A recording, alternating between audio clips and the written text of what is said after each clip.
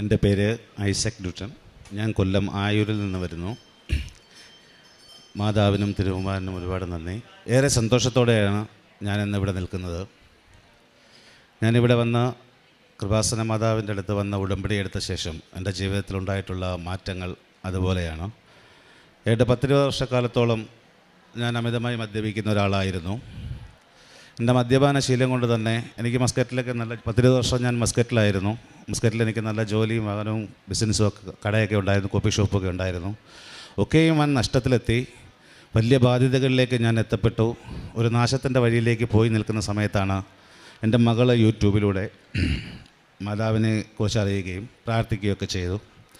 അങ്ങനെ ഒരു ദിവസം എൻ്റെ അടുത്ത് മകൾ പറഞ്ഞു, പപ്പ എനിക്ക് കൃപാസനത്തിൽ വരെ പോകണം. അന്ന് ഈ കൃപാസനം എന്ന് പറഞ്ഞാൽ എനിക്ക് എന്തോന്നറിയില്ല. ഞാൻ പറഞ്ഞത് എന്താണ്? അപ്പോൾ ഞാനൊരു ചെറിയ വണ്ടിയൊക്കെ വാങ്ങിയിരുന്നു. അപ്പോൾ പറഞ്ഞു, വണ്ടിയൊക്കെ വാങ്ങിയില്ല, അവിടെ ഒരു പള്ളിയുണ്ട്, മാതാവിൻ്റെയാണ്, അവിടെ പോയി പ്രാർത്ഥിച്ചാൽ അനുഗ്രഹം കിട്ടും, അതുകൊണ്ട് എനിക്ക് അവിടെ വരെ ഒന്ന് പോകണം എന്ന് പറഞ്ഞു. അപ്പോൾ എനിക്കിതിനെക്കുറിച്ചൊന്നും അറിയില്ലെങ്കിൽ തന്നെയും ഞാൻ പറഞ്ഞു ശരി പോകാം. അങ്ങനെയാണ് ഞാൻ ആദ്യമായി ഇവിടെ വരുന്നത്. 2022 ഞാൻ ഉടമ്പടി എടുക്കുന്നതെങ്കിലും അതിന് മുന്നേ ഞാൻ ഇവിടെ വന്നു. ഇവിടെ ഇരുന്നു, പ്രാർത്ഥനയെ കണ്ടു, മകൾ പ്രാർത്ഥിച്ചു. അങ്ങനെ ഞങ്ങൾ ഇവിടുന്ന് തിരിച്ച് വീട്ടിൽ ചെന്ന് രാവിലെ ഒരു ഏകദേശം 6 മണി മുതൽ മദ്യപിക്കുന്നൊരു ശീലമായിരുന്നു എൻ്റെ. രാത്രിയിൽ എപ്പോഴും കണ്ടിന്യൂ മദ്യം വേണമെന്നൊരു ചിന്തയല്ലാതെ മറ്റൊന്നും എനിക്കില്ലായിരുന്നു. അതിൽ നിന്ന് ആര് പറഞ്ഞാലും മുക്തി നേടുന്നൊരവസ്ഥയിലും ആയിരുന്നില്ല ഞാൻ അന്ന് വീട്ടിൽ ചെന്ന് രാത്രി ഉറങ്ങുമ്പോഴൊക്കെ എൻ്റെ ചിന്ത ഇവിടെ വന്നതായിരുന്നു. ഈ മാതാവിൻ്റെ ഈ രൂപം എപ്പോഴും എൻ്റെ മനസ്സിൽ ഇങ്ങനെ തെളിഞ്ഞു വരികയായിരുന്നു. ഞാൻ രാത്രി കിടന്ന് ഉറങ്ങി രാവിലെ എഴുന്നേറ്റ് ഇതുപോലെ സുഹൃത്തുക്കളുമായിട്ട് റോഡിലിറങ്ങി ഏകദേശം ഒരു 6 മണി സമയത്തോളം ആയിരിക്കും. എൻ്റെ ജംഗ്ഷനിൽ ഇങ്ങനെ ഇരിക്കുമ്പോൾ എൻ്റെ ശരീരം പെട്ടെന്ന് വിറയ്ക്കുകയും ഞാൻ മഴ നനയുന്നത് പോലെ അങ്ങ് വിയർക്കുകയൊക്കെ ചെയ്തു. അങ്ങനെ എൻ്റെ സുഹൃത്ത് പെട്ടെന്ന് പറഞ്ഞ് എന്ത് പറ്റി? ഞാൻ പറഞ്ഞു എനിക്കറിയാൻ പോയി, എൻ്റെ സൈഡ് കയ്യിലും കാലിനൊക്കെ വേദനയുണ്ട്. അപ്പം മദ്യപിക്കാനുള്ള ഒരു തയ്യാറെടുപ്പൊക്കെ നിൽക്കുന്ന സമയമാണ് ഞങ്ങളെല്ലാവരും ഇവിടെ. ഇപ്പോൾ അടുത്തൊരു ഡോക്ടറുണ്ട്, ഞങ്ങൾ അവിടെ ചെന്ന് നോക്കിയപ്പോൾ എനിക്ക് പ്രഷർ ഇങ്ങനെ കൂടുക, എന്തുവാണെന്നറിയില്ല, ജീവിതത്തിലകത്ത് സംഭവമായിട്ട് വന്നു. ഞാനങ്ങനെ ഡോക്ടറെ കണ്ട് പരിശോധിച്ച് വീട്ടിലേക്ക് കയറി വന്നപ്പോഴത്തേക്ക് ഞാൻ ഒരു സൈഡ് കൊണ്ട് വളരെ വല്ലാത്ത രീതിയിൽ ഇങ്ങനെ മറഞ്ഞുകൊണ്ടിരിക്കുകയായിരുന്നു. അങ്ങനെ പെട്ടെന്ന് തന്നെ എൻ്റെ സുഹൃത്ത് അടുത്തുള്ള ഹോസ്പിറ്റലിൽ കൊണ്ടുപോയി പരിശോധിച്ചപ്പോൾ ഹൈ പ്രഷറാണ്, പ്രഷർ കയറുകയാണ്. ഒരു സൈഡ് കൊണ്ട് കൈയും കാലിലും ഒക്കെ ചലനശേഷിക്കൊക്കെ അബദ്ധം വന്നു. ഞാൻ അവിടെ കിടന്നുകൊണ്ട് ഇങ്ങനെ മാതാവിൻ്റെ രൂപം ആലോചിച്ച് ഇങ്ങനെ കുറേ നേരം കിടന്നു. എന്ത് ചെയ്യണമെന്നറിയാൻ വയ്യാത്തൊരവസ്ഥയിൽ ഇങ്ങനെ ഇരുന്നപ്പോഴും അപ്പോഴും ഈ തലേന്ന് മുതലേ എൻ്റെ മനസ്സിൽ ഈ മാതാവിൻ്റെ രൂപം ഇങ്ങനെ തെളിഞ്ഞു നിന്നു. അന്ന് ഒരു വൈകിട്ട് വരെ ഞാൻ ഹോസ്പിറ്റലിൽ കിടന്നു. വൈകിട്ടായപ്പോൾ പ്രഷറൊക്കെ കുറഞ്ഞ് എന്നെ ഡിസ്ചാർജ് ചെയ്ത് ഞാനിങ്ങനെ വീട്ടിലെത്തിയെങ്കിലും കൈക്കൊക്കെ വലിയ പ്രശ്നങ്ങളൊക്കെ ആയിരുന്നു. അത് കഴിഞ്ഞ് ഞാൻ 27-ാം മാസത്തിൽ വീണ്ടും ഇവിടെ വന്നു ഉടമ്പടി എടുത്ത് മാതാവിൻ്റെ തിരുസന്നിധിയിൽ വന്ന ഉടമ്പടി എടുത്ത ശേഷം ഈ മദ്യപാനം ഞാൻ പൂർണ്ണമായി ഉപേക്ഷിക്കുകയായിരുന്നു. എൻ്റെ ജീവിതത്തിൽ നിന്ന് ഈ മദ്യത്തോടുള്ള ആസക്തിയെ മാറുക, ഞാനിതിന് അഡിക്റ്റായിരുന്നു. യഥാർത്ഥത്തിൽ ഞാൻ ഒരു എനിക്ക് എല്ലാം നഷ്ടമായിരുന്നു. കാരണം ഞങ്ങൾ 8 മക്കളാണ്, 8ാമത്തെ മകനാണ് ഞാൻ.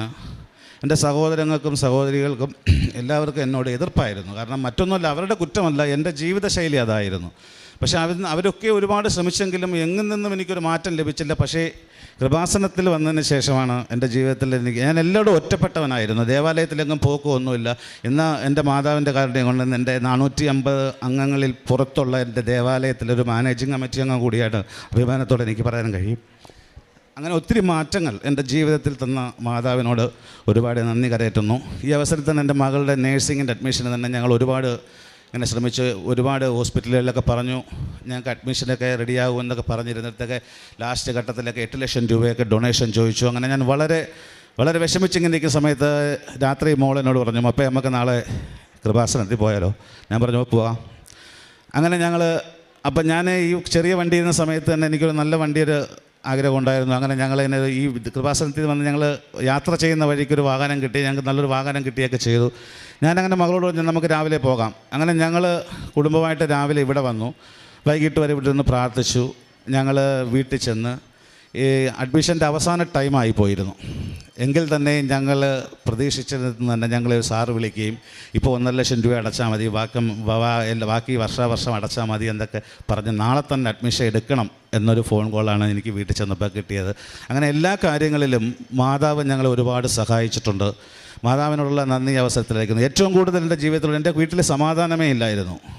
ഞാൻ ഈ കൃപാസനത്തിൽ വരുന്നതിന് മുന്നേ എൻ്റെ വീട്ടിൽ സമാധാനമില്ല. ഞാൻ 10 വർഷം ഗൾഫിലാണെങ്കിലും വരുന്ന ഇങ്ങനെ മദ്യത്തിന് ഒരു മദ്യം മാത്രമായിരുന്നു എൻ്റെ ജീവിതത്തിലെ. എൻ്റെ മകളോ മകനോ അവരോടൊന്നും എനിക്കൊരു കടപ്പാടുമില്ല. മദ്യത്തോട് മാത്രം കടപ്പെട്ടിരുന്നത് ഞാൻ.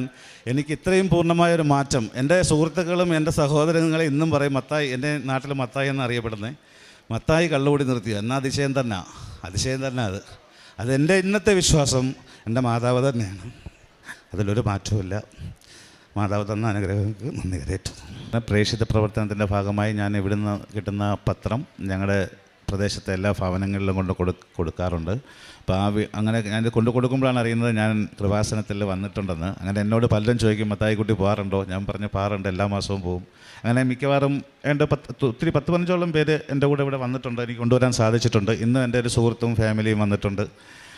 എൻ്റെ സുഹൃത്തിനെ കഴിഞ്ഞ പ്രാവശ്യം കൊണ്ടുവന്ന് ഞാൻ ഉടമ്പടി എടുപ്പിക്കുകയൊക്കെ ചെയ്തായിരുന്നു. എൻ്റെ അനുഭവം പറയുമ്പം തന്നെ അവർക്കൊരു സന്തോഷമാണ് ഇങ്ങോട്ട് വരുന്നതിന്. അതിനൊക്കെ ഇപ്പം എന്നെ മാതാവ് അനുഗ്രഹിക്കുന്നുണ്ട്.